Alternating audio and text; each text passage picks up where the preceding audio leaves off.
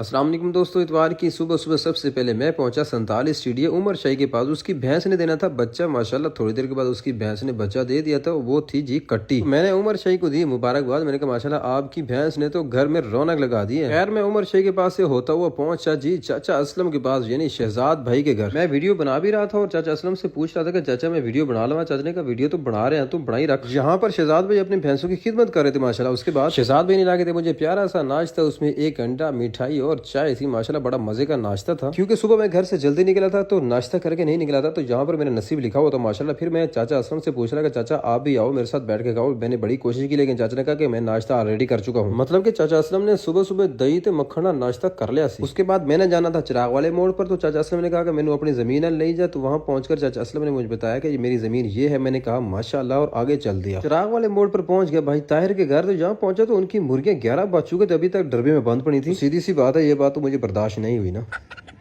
कुकड़ियां बेचारियां बाहर निकलन को बेताब हैं। क्या अंदर पई ने तो कड्डो ना जेड़ा इथी सी पई आपे। निकलो माशाल्लाह रौनक लगी। वही बड़ी बेताब है, दोनों कर दे मालिक भावे नाराज है। अब निकला ये टाइम जो निकलना था ना दूजे में लगता खुदा है जी इंदा हाल। ओ भूखियां यार, सबर सबर सबर ओ सबर। ओ माशाल्लाह माशाल्लाह रौनक लगी भी है। दाना खाने पहुंच गए हैं जी, माशाल्लाह माशाल्लाह।